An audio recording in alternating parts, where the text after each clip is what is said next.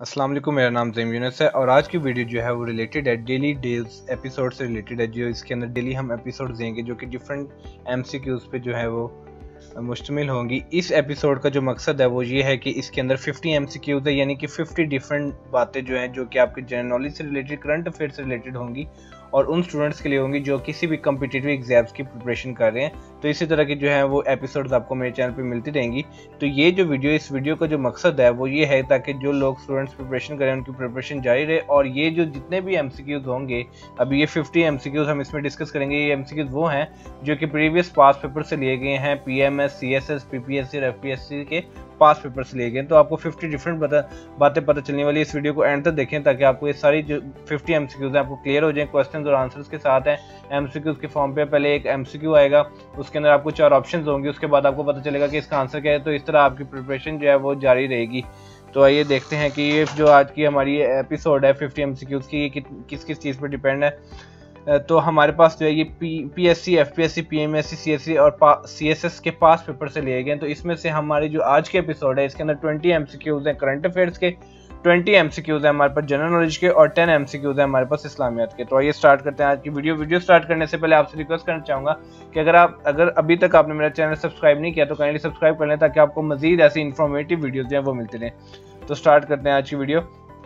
तो सबसे पहले हम करंट अफेयर्स को डिस्कस करते हैं जो कि 20 एमसीक्यूज़ हैं जिसके हमारे पास। तो पहला क्वेश्चन है, what is the national flower of Pakistan? Pakistan का नेशनल फ्लावर कौन सा है? हमारे पास ऑप्शंस हैं लिली, रोज, जैस्मिन, ट्यूलिप। अब ये वीडियो ऐसे डिज़ाइन की गई है कि जब आप इसको दोबारा देखेंगे तो आप दोबारा देख रहे होंगे तो आपको पता चलेगा कि क्वेश्चन 1 आपकी स्क्रीन पे आ रहा है तो आपको पता होगा कि इसका आंसर क्या है। इस तरह आपकी जो रिवीजन है वो जो है आपकी अच्छी हो जाएगी और रिवीजन जो है वही आपको सक्सेस की तरफ लेके जाती है। तो what is the national flower of Pakistan? Lily, rose, jasmine या ट्यूलिप? तो आइए देखते हैं कि इसका आंसर क्या है। तो जैस्मिन जो है इसका आंसर है। तो आपने याद रखना है कि jasmine is the national flower of Pakistan. बढ़ते हैं क्वेश्चन 2 की तरफ। क्वेश्चन 2 है, a batch of how many Pakistani army troops left for Central African Republic? यानी कि अगर किसी क्वेश्चन में CAR भी आ जाए तो आपको पता होना चाहिए कि ये सेंट्रल अफ्रीकन रिपब्लिक को रिप्रेजेंट करता है on Sunday to perform peacekeeping duties under the aegis of the United Nation mission. तो इसमें कितने पाकिस्तानी आर्मी ट्रॉप्स थे जिन्होंने सेंट्रल अफ्रीकन रिपब्लिक को लेफ्ट किया था संडे को, ताकि वो एक पीस कीपिंग ड्यूटीज जो है under the aegis of the United Nations जो है वो मिशन परफॉर्म कर सकें? तो हमारे पास ऑप्शन हैं 250, 350, 450, 550। तो आइए देखते हैं कि इसका आंसर क्या हमारे पास। तो इसका आंसर है 250। तो आपने याद रखना जो पाकिस्तानी आर्मी ट्रूप्स का बैच था वो 250 का था, तो ये फिगर आपने नहीं भूलनी है, batch of 250 Pakistani army troops. बढ़ते हैं क्वेश्चन नंबर 3 की तरफ। क्वेश्चन नंबर 3 हमारे पास है, known as the most noble man in the history philanthropist Abdul Sattar Edhi passes away in Karachi. जो कि बहुत ही बड़ा नाम है अब्दुल सत्तार ईदी का, वो कराची में पास अवे हुए, उनकी डेथ हुई। तो आपको पता होना चाहिए कि किस डेट को उनकी डेथ हुई। तो हमारे पास ऑप्शन हैं जुलाई 8, 2016, जुलाई 9, 2016, अगस्त 5, 2016 या जुलाई 9, 2016। तो ये जानते हैं कि इसका आंसर क्या है स्टूडेंट्स। तो इसका आंसर है हमारे पास जुलाई 8, 2016। तो आपने याद रखना है कि philanthropist Abdul Sattar Edhi passes away in Karachi on July 8, 2016। बढ़ते हैं अपने नेक्स्ट क्वेश्चन की तरफ। क्वेश्चन नंबर 4 हमारे पास है, in which year Pakistan and China joint venture of GF7 thunder aircraft started? कौन से ईयर के अंदर पाकिस्तान और चाइना का जो ज्वाइंट वेंचर था GF7 थंडर से रिलेटेड वो स्टार्ट हुआ था? हमारे पास ऑप्शन है 1997, 2003, 1999 और या 2000। तो ये जानते हैं कि इसका आंसर क्या हमारे पास। तो इसका आंसर है हमारे पास 2003। तो आपने याद रखना है कि 2003 is a year in which the Pakistan and China joint venture of G7 Thunder aircraft started। तो 2003 आपको नहीं भूलना चाहिए, 2003 के अंदर ये ज्वाइंट वेंचर हुआ था GF7 थंडर से रिलेटेड पाकिस्तान और चाइना के दरमियान। बढ़ते हैं नेक्स्ट क्वेश्चन की तरफ। क्वेश्चन नंबर 5 हमारे पास है, who was the first governor of Gilgit Baltistan? तो फर्स्ट गिलगित बल्तिस्तान का फर्स्ट गवर्नर कौन था? हमारे पास ऑप्शन है बेगम शमा खालिद, कमरुज़्ज़मान कैरा, वजीर बेग या पीर करम शाह। तो ये जानते हैं कि who was the first governor of Gilgit Baltistan. तो हमारे पास आंसर है कमरुज़्ज़मान कैरा। तो आपने याद रखना है कि Qamaruzzaman Kaira was the first governor of Gilgit Baltistan. Question number 6 हमारे पास है, first women pilot in Pakistan? Pakistan की पहली खवातीन जो पायलट थी उनका नाम क्या था? ये भी बहुत ही इंपॉर्टेंट क्वेश्चन है। तो हमारे पास ऑप्शन हैं शुक्रिया खानम, शहजादी गुलफाम, शाहिदा मलिक या नन ऑफ दिस। तो ये जानते हैं कि इसका आंसर क्या हमारे पास। तो इसका आंसर हमारे पास शुक्रिया खानम। तो आपने याद रखना है कि Shukria Khanum was the first women pilot in Pakistan. बढ़ते हैं क्वेश्चन 7 की तरफ। क्वेश्चन नंबर 7 हमारे पास है, first female representative of Pakistan in the UN was? जो पहली फीमेल थी, नुमाइंदा थी पाकिस्तान की यूनाइटेड नेशन के अंदर, वो कौन थी, उनका नाम क्या था? हमारे पास ऑप्शन है शमशेद अख्तर, बेनज़ीर भुट्टो, नजमा नजम या शाइस्ता इकरामुल्लाह। तो आइए देखते हैं कि इसका आंसर क्या हमारे पास। तो इसका आंसर है शाइस्ता इकरामुल्लाह। तो ये थी first female representative of Pakistan in the United Nations. नाम नहीं भूलना चाहिए आपको, शाइस्ता। बढ़ते हैं क्वेश्चन 8 की तरफ। First female vice chancellor in Pakistan was. पहली जो फीमेल वाइस चांसलर थी पाकिस्तान के अंदर वो कौन थी? तो हमारे पास ऑप्शन है शाइस्ता इकरामुल्लाह, बेगम राना लियाकत खान, नजमा नजम या नन ऑफ दिस। तो ये जानते हैं कि इसका आंसर क्या हमारे पास। तो इसका आंसर है हमारे पास नजमा नजम। तो आपने याद रखना है कि Najma Najam was the first female vice chancellor in Pakistan. Question 9 हमारे पास है first DNA test laboratory was established. आपने बताना कि फर्स्ट डीएनए टेस्ट लेबोरेटरी जो है वो कहाँ पे एस्टैब्लिश हुई? खाब लाहौर में एस्टैब्लिश हुई, इस्लामाबाद में एस्टैब्लिश हुई, कराची में या कोयटा में? तो ये जानते हैं कि first DNA test laboratory was established. तो हमारे पास आंसर इस्लामाबाद। तो आपने याद रखना है कि first DNA test laboratory was established at Islamabad. बढ़ते हैं क्वेश्चन नंबर 10 की तरफ। First SOS village of Pakistan. अब आपने बताना कि first SOS village of Pakistan कौन सा था? तो हमारे पास ऑप्शन है कराची, सियालकोट, लाहौर, मुल्तान। तो ये देखते हैं कि इसका आंसर क्या है हमारे पास कि first SOS village of Pakistan was. तो इसका आंसर है लाहौर। तो आपने याद रखना है कि first SOS village of Pakistan was Lahore. ये बहुत ही इंपॉर्टेंट क्वेश्चन है, ये आपको किसी भी एग्जाम में पूछा जा सकता है। क्वेश्चन नंबर 11 हमारे पास है first foreign minister of Pakistan was. हमारे पास ऑप्शन है sir Zafarullah Khan, lieutenant general Riaz Hussain, Liaquat Ali Khan, none of this. यानी कि first foreign minister of Pakistan. तो हमारे पास आंसर है सर जफरुल्लाह खान। तो आपने याद रखना है कि first foreign minister of Pakistan was sir Zafarullah Khan. बढ़ते हैं क्वेश्चन नंबर 12 की तरफ। क्वेश्चन नंबर 12 हमारे पास है first joint chief of staff committee was. तो आपने बताना कि first joint chief of staff committee कौन थे? जनरल फ्रैंक मेजरवी थे या जीएम अयूब खान थे, जनरल मोहम्मद शरीफ या लेफ्टिनेंट जनरल रियाज खान? तो ये देखते हैं कि इसका आंसर क्या हमारे पास कि who was the first joint chief of staff committee. तो हमारे पास इसका आंसर है जनरल मोहम्मद शरीफ। आपने याद रखना है कि general Mohammad Sharif was the first joint chief of staff committee. बढ़ते हैं क्वेश्चन नंबर 13 की तरफ। क्वेश्चन नंबर 13 हमारे पास है first vice president of Pakistan was. इसके अंदर आपने बताना है कि पहला वाइस प्रेसिडेंट पाकिस्तान का कौन था? तो हमारे पास ऑप्शन थे लियाकत अली खान, नूरुल अमीन अयूब खोरो या नन ऑफ दिस। तो ये जानते हैं कि इसका आंसर क्या हमारे पास कि who was the first vice president of Pakistan. तो हमारे पास आंसर है नूरुल अमीन। तो आपने याद रखना है कि Nurul Amin was the first vice president of Pakistan is Nurul Amin. बढ़ते हैं क्वेश्चन नंबर 14 की तरफ। First lady major general in Pakistan army was. First lady major general in army Pakistan जो थी वो कौन थी? वो डॉक्टर शाहिदा मलिक थी, शहजादी गुलफाम थी, शाइस्ता इकरामुल्लाह थी या बेनज़ीर भुट्टो थी? तो ये जानते हैं कि इसका आंसर क्या हमारे पास कि first lady major general in Pakistan army में कौन थी? तो हमारे पास ऑप्शन है आंसर है डॉक्टर शाहिदा मलिक। तो आपने याद रखना है कि doctor Shahida Malik was the first lady major general in army Pakistan. बढ़ते हैं अपने नेक्स्ट क्वेश्चन की तरफ। क्वेश्चन नंबर 15 हमारे पास था first female deputy speaker in Pakistan. तो कौन सी फर्स्ट फीमेल डिप्टी स्पीकर थी पाकिस्तान के अंदर? तो हमारे पास ऑप्शन है बेगम राना लियाकत अली खान, बेगम अशरफ अब्बासी, नूर जहान पेनाज़ाई या नन ऑफ दिस। तो ये जानते हैं कि इसका आंसर क्या हमारे पास। तो स्टूडेंट इसका आंसर है हमारे पास बेगम। आपके पास चार ऑप्शन है बेगम राना लियाकत अली खान, बेगम अशरफ अब्बासी, नूर जहां पेनाज़ी, नन ऑफ देम। तो देखते हैं कि first female deputy speaker Pakistan जो थी तो आंसर है हमारे पास इसका बेगम अशरफ अब्बासी। तो आपने याद रखना है कि Begum Ashraf Abbasi was the first female deputy speaker in Pakistan.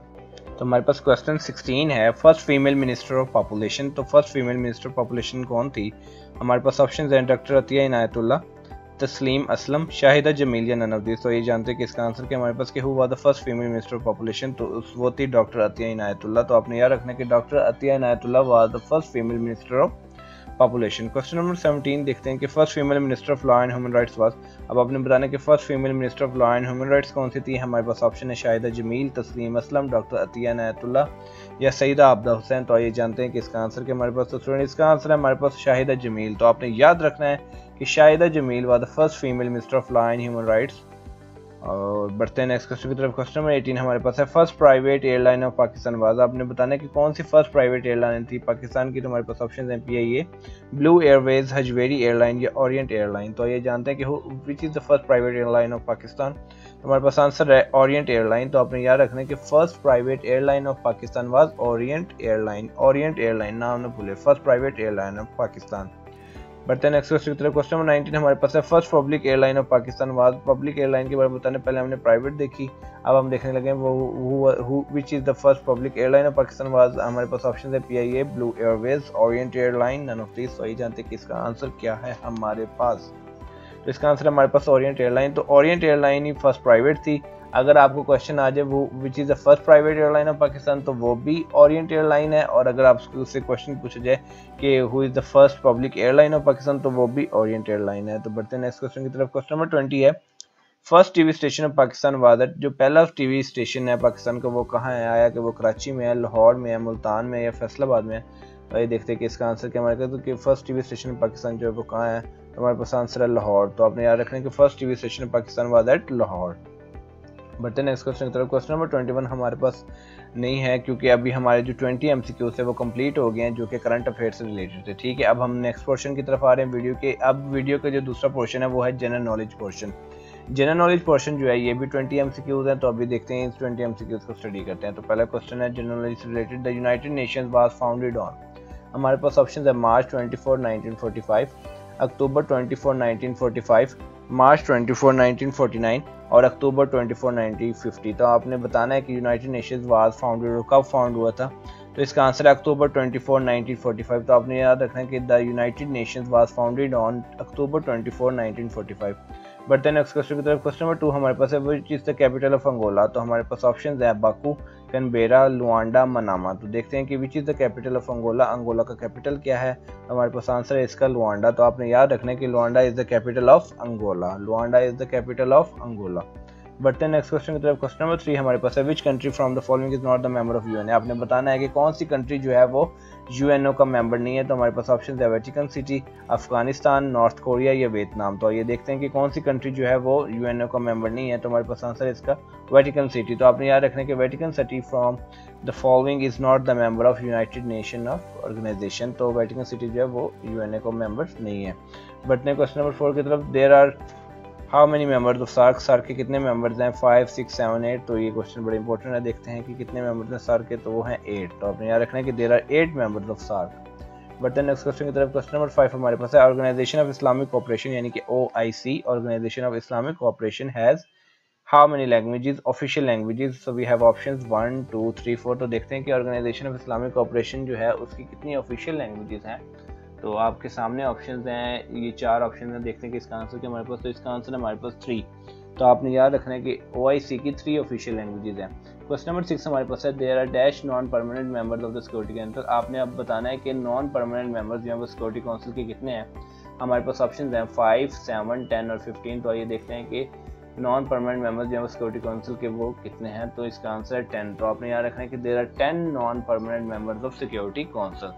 तो उम्मीद करता हूँ ये क्वेश्चन आपको समझ आ गया होगा और ये बहुत ही इंपॉर्टेंट है कि आपको याद रहना चाहिए कि there are 10 non permanent members of security council. Question number 7 की तरफ बढ़ते हैं। The currency of Indonesia is. अब इधर आपने बताना है कि इंडोनेशिया की करेंसी क्या है। तो वो रुपया है, दिनार है, रिंगिट है या रियाल है। तो देखते हैं कि इसका आंसर क्या है, यानी कि करेंसी ऑफ इंडोनेशिया क्या है। तो वो है रुपया। तो आपने याद रखना है कि करेंसी ऑफ इंडोनेशिया इज रुपया। बढ़ते हैं नेक्स्ट क्वेश्चन की तरफ। क्वेश्चन नंबर 8 हमारे पास है the D8 is an organisation of 8 countries. अब आपने बताना है कि वो कौन सी कंट्रीज है, आया कि वो डेवलप्ड है, डेवलपिंग है, एशियन है या अफ्रीकन है। So the D8 is an organisation of 8। इसका आंसर क्या है, डेवलपिंग। तो आपने याद रखना है कि D8 is an organisation of developing country. तो स्टूडेंट्स ये आपने बहुत ही ध्यान से ये क्वेश्चंस को, अगर आप वीडियो को 1-2 बार देखेंगे तो ये आपको मेमोराइज हो जाएंगे। आपने परेशान नहीं होना, आपने बस वीडियो को 2-3 बार देखना है तो ये खुद ब खुद आपको क्वेश्चन मेमोराइज हो जाएंगे। यानी कि क्वेश्चन आपके सामने आएगा, आपको पहले पता चल जाएगा कि इसका आंसर ये है, यानी कि D8 के अंदर जो D है उससे क्या मुराद है और ये कितनी कंट्रीज की है। 8 कंट्रीज है। इसमें आपसे ये भी पूछा जा सकता है। D8 से आपको पता चले 8 कंट्रीज पे है और D से आपने याद रखना है डेवलपिंग है, डेवलप्ड नहीं, अभी डेवलपिंग स्टेज में। तो D8 is an organisation of 8 developing countries. But the next question है क्वेश्चन नंबर 9 हमारे पास है the European Union working capital is in. The European Union का जो वर्किंग कैपिटल है वो कहाँ पे है। हमारे पास ऑप्शंस हैं लंदन, लिस्बन, ऑस्ट्रेलिया या ब्रसेल्स। तो ये जानते हैं कि यूरोपियन यूनियन वर्किंग कैपिटल जो है वो कहाँ पे है। तो हमारे पास आंसर है ब्रसेल्स में। तो यूरोपियन यूनियन का जो वर्किंग कैपिटल है वो है ब्रसेल्स में। क्वेश्चन नंबर 10 की तरफ चलते हैं। क्वेश्चन नंबर 10 है the headquarter of NATO is located in. जो NATO है North Atlantic Treaty Organisation. NATO की एब्रिविएशन क्या है स्टूडेंट्स, रिपीट करें मेरे साथ, नॉर्थ अटलांटिक ट्रीटी ऑर्गेनाइजेशन। तो अब वो आपको बताना है कि वो कहाँ लोकेटेड है। तो हमारे पास ऑप्शन है न्यूयॉर्क, पेरिस, जेनेवा या ब्रसेल्स। तो ये देखते हैं कि हेडक्वार्टर जो है वो नाटो के वो कहाँ लोकेटेड है। तो वो है ब्रसेल्स में।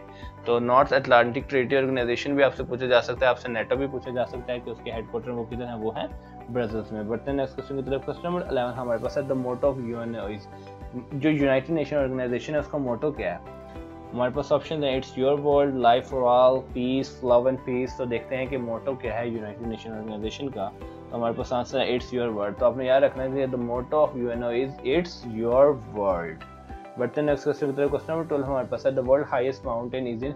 आपने बताना कि वर्ल्ड की हाईएस्ट माउंटेन जो है वो कहाँ है, आया कि वो चाइना में है, पाकिस्तान में है, नेपाल में है या इंडिया में है। तो आइए देखते हैं कि वर्ल्ड हाईएस्ट माउंटेन जो है वो कहाँ है। तो हमारे पास आंसर है इसका नेपाल। तो आपने याद रखना है कि the world highest mountain is in Nepal. और इसका नाम आप मुझे बता दें, सोच लें, मुझे पता है आप लोग सोच रहे हैं। चले मैं आपको बताता हूँ कि वर्ल्ड हाईएस्ट माउंटेन जो है वो है माउंट एवरेस्ट और वो कहाँ है, नेपाल में। बढ़ते हैं नेक्स्ट क्वेश्चन की तरफ। क्वेश्चन नंबर 13 हमारे पास है the headquarter of Red Cross is इन। अब आपने बताना है कि रेड क्रॉस का हेडक्वार्टर किधर है। तो हमारे पास ऑप्शन है न्यूयॉर्क, वाशिंगटन, जेनेवा या द हाग। तो देखते हैं the headquarter of Red cross वो कहाँ है। तो वो है जेनेवा में। आपने याद करना है, भूलना नहीं है कि the headquarter of Red Cross is in Geneva. Question number 14 हमारे पास है World Trade Organisation was established in. इधर आपने बताना है कि वर्ल्ड ट्रेड ऑर्गेनाइजेशन जो है वो कब एस्टैब्लिश हुई। तो हमारे पास ऑप्शन है 1980, 1985, 1990, 1995। तो देखते हैं कि World Trade Organisation was establish in which year. तो हमारे पास आंसर है इसका 1995। तो आपने याद रखना कि वर्ल्ड ट्रेड ऑर्गेनाइजेशन कब एस्टैब्लिश हुई। इसको इस तरह से भी पूछा जा सकता है कि आपसे वो कह सकते हैं कि WTO, वर्ल्ड ट्रेड ऑर्गेनाइजेशन, ठीक है। तो आपने याद रखना अगर वो ये पूछ लें कि WTO जो है वो कब एस्टैब्लिश हुई, तो तब भी आपको आंसर होना चाहिए 1995। और अगर आपसे वो पूछ लें कि वर्ल्ड ट्रेड ऑर्गेनाइजेशन कब एस्टैब्लिश हुई, तो उसका आंसर भी क्या होना चाहिए, 1995। बढ़ते हैं नेक्स्ट क्वेश्चन की तरफ। क्वेश्चन नंबर 15 हमारे पास है नेटो यानी कि North Atlantic Treaty Organisation was signed in. ये कब साइंड हुई थी। हमारे पास ऑप्शन है 1945, 1947, 1949 या 1951।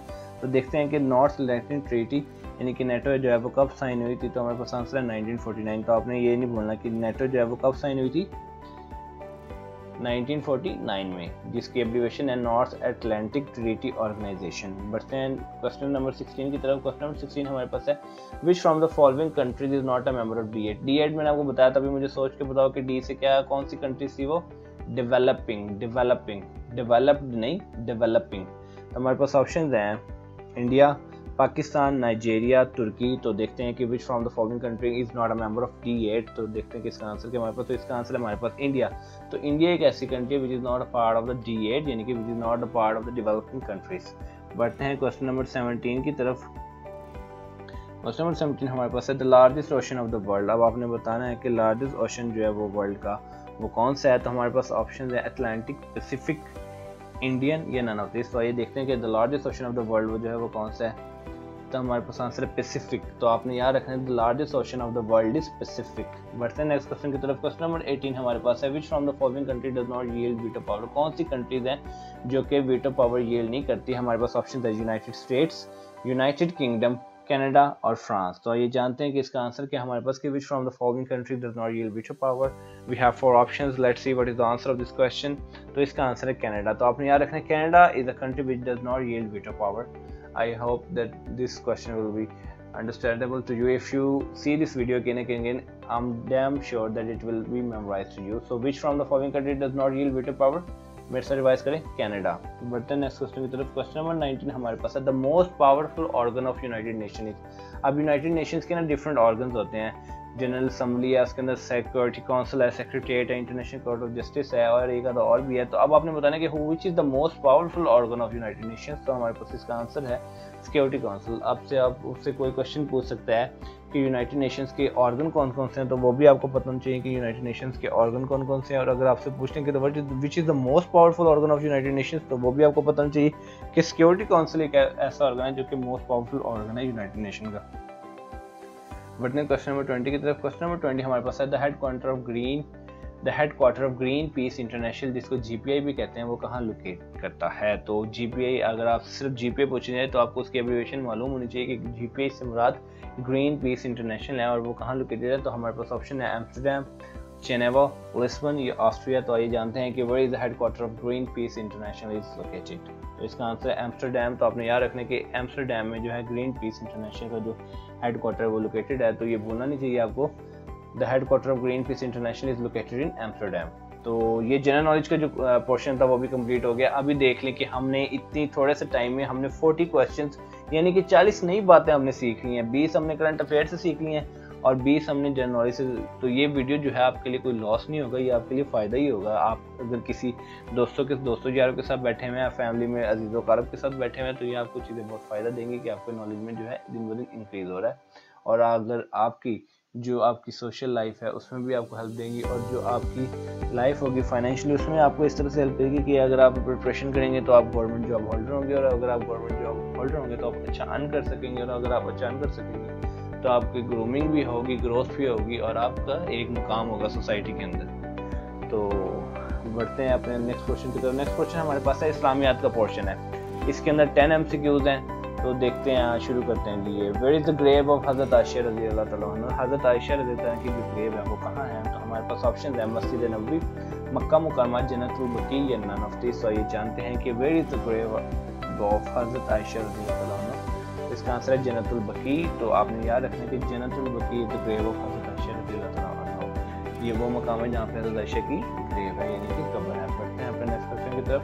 Question number 2, How many times हज़रत जिब्राइल अलैहिस्सलाम is mentioned होली कुरान? होली कुरान के अंदर हज़रत जिब्राइल अलैहिस्सलाम का कितनी बार जिक्र हुआ है? तो हमारे पास ऑप्शन है 2, 3, 4 या none of these। तो ये जानते हैं कि इसका आंसर क्या है हमारे पास कि how many times हज़रत जिब्राइल अलैहिस्सलाम is mentioned in Holi Quran? तो इसका आंसर है स्टूडेंट 3। तो आपने याद रखना है कि 3 टाइम्स जो है वो हज़रत जिब्राइल अलैहिस्सलाम को मेंशन किया गया है होली कुरान के अंदर।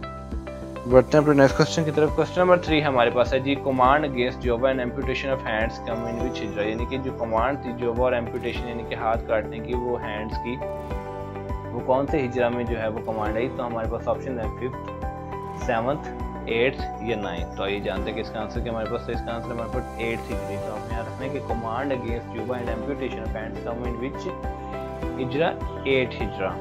बढ़ते हैं नेक्स्ट क्वेश्चन की तरफ। क्वेश्चन नंबर 4 हमारे पास है गारे सूर इज मेंशन इन, गारे सूर जो है वो कौन सी सूरत के अंदर मेंशनड है? सूरतुल इनाम के अंदर है, सूरतुल बकरा, सूरतुल तौबा या सूरत अलग। तो ये जानते हैं कि गारे सूर जो है वो कौन सी सूरत के अंदर मेंशन है? तो इसका आंसर है सूरतुल तौबा। तो बहुत ही इंपॉर्टेंट क्वेश्चन है, आपने याद रखना है। ये सारे प्रीवियस पास पेपर से लिए गए हैं, इसलिए आपके लिए बहुत इंपॉर्टेंट है, आपकी प्रिपरेशन के अंदर इनका बहुत ही इंपॉर्टेंट रोल हो सकता है अगर आप सीरियसली इनको देखें तो गारे सूर इज मेंशन इन विच सूरा? सूरतुल तौबा। बढ़ते हैं नेक्स्ट क्वेश्चन की तरफ। क्वेश्चन नंबर 5 हमारे पास है वर्ड्स लिटरली मीनिंग ऑफ सूरतुल अन्नास, यानी कि सूरतुल अन्नास है, सूरतुल नास जो है उसका जो लिटरली मीनिंग क्या है? तो हमारे पास ऑप्शन है मैनकाइंड, ओपनिंग, डे ब्रेक या इंटीमेट। तो देखते हैं कि words literally meaning of the सूरतुल नास। तो हमारे पास आंसर है इसका मैनकाइंड। तो मैनकाइंड इंसानियत, स्टूडेंट्स इंसानियत जो है वो लिटरली मीनिंग है सूरतुल नास का। बढ़ते हैं नेक्स्ट क्वेश्चन की तरफ। क्वेश्चन नंबर 6 हमारे पास है लास्ट 2 सूरा ऑफ होली कुरान था। आपने बतानी कि लास्ट 2 सूरा जो है होली कुरान की वो कौन सी है? हमारे पास ऑप्शन सूरतुल फलक और सूरतुल नास, सूरतुल अलक और सूरतुल इखलास, सूरतुल मुज़म्मिल और मुताहदिर या नन ऑफ दिस। ये तो सबको पता होगा, मुझे उम्मीद करता हूँ कि जो भी वीडियो देख रहा होगा उसमें से कोई भी एक ऐसा नहीं होगा कि जिसको ये ना पता, क्योंकि हम यूजुअली जब भी कुरान पाक स्टार्ट करते हैं या अगर हम मिस करते हैं, वैसे भी हम पढ़ते हैं रमज़ान में या वैसे तो अक्सर 30वां पारा पढ़ते हैं और हमें पता होता है कि 30वां पारा की आखिरी सूरत कौन सी है। तो आप बता दें मुझे, जल्दी आंसर बता दें मुझे, मेरे कहने से पहले बता दें, सोचें इसको, आपको 1-2 सेकंड में देता हूँ, सोच लें आप। चलिए देखते हैं जी इसका आंसर क्या। तो इसका आंसर है सूरतुल फलक और सूरतुल नास। आपको पता है कि लास्ट जो सूरह है वो सूरतुल नास है, उससे पहले जो है सूरतुल फलक आती है। तो ये 2 लास्ट सूरह हैं होली कुरान की, कुरान पाक की, सूरतुल फलक और सूरतुल नास। बढ़ते हैं नेक्स्ट क्वेश्चन की तरफ। क्वेश्चन नंबर 7 हमारे पास है सूरह नहल मीन, यानी कि सूरह नहल मीन का मतलब क्या है? हमारे पास ऑप्शन है हनी बी, आंट, कैमल या रैप्ड इन ग्रामेंट्स। तो देखते हैं कि सूरह नहल का क्या मतलब है। तो इसका आंसर हमारे पास हनी बी। तो सूरह नहल का मतलब है हनी बी, यानी कि नहल जो है उसका मतलब होता है हनी बी। देखते हैं क्वेश्चन नंबर 8 के हमारे पास ब्राइड ऑफ कुरान, यानी कि कुरान की दुल्हन किसको कहा जाता है? एक सूरत है बहुत ही प्यारी सूरत को, यानी कि उसको जो कुरान की दुल्हन कहा जाता है। तो हमारे पास ऑप्शन है सूरह यासीन, सूरह रहमान, सूरतुल मुज़म्मिल या नन। तो आगे देखते हैं कि इसका आंसर क्या हमारे पास। तो स्टूडेंट इसका आंसर है हमारे पास सूरह रहमान।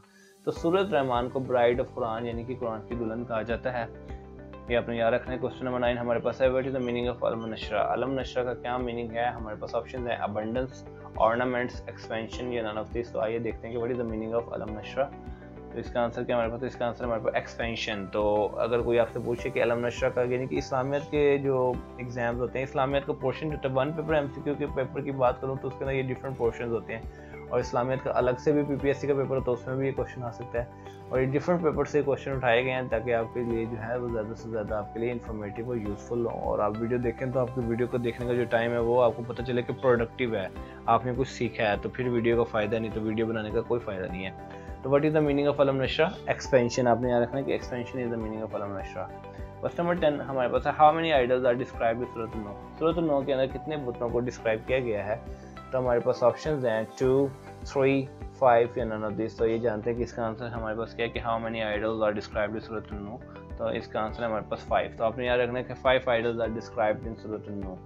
तो उम्मीद करता हूँ स्टूडेंट्स ये वीडियो आपको बहुत ही पसंद आई होगी, इन्फॉर्मेटिव होगी, यूज़फुल होगी। इस वीडियो को बार बार देखेंगे तो ये 50 के 50 क्वेश्चन आपको बिल्कुल ही ऐसे रिवाइज हो जाएंगे कि कभी भी ये क्वेश्चन आपके सामने आएगा तो you don't need to think about it. आप जिस तरह आपको पता होगा कि कितने आइडल्स में डिस्क्राइब करेंगे, 5 ऐसे आंसर आपको आ जाएंगे। सिर्फ आपने मेरी एक एडवाइस मांगनी है, तो आपने इस वीडियो को 2 बार देख लें, 3 बार देख लें, जब आपको फ्री टाइम मिले। इसमें ये भी है कि आपको ये नहीं है कि स्क्रीन पे बैठने की ज़रूरत है, आप क्योंकि ये वॉइस है, इसमें मेरी आवाज़ है, और अगर आप ये सिंपली आप अपनी यूट्यूब पे वीडियो चलाएं और आराम से हैंड फ्री लगा के लेट के भी आप ये 50 MCQs आपके जो हैं वो कवर हो सकते हैं, जो कि बहुत ही इंपॉर्टेंट होंगे।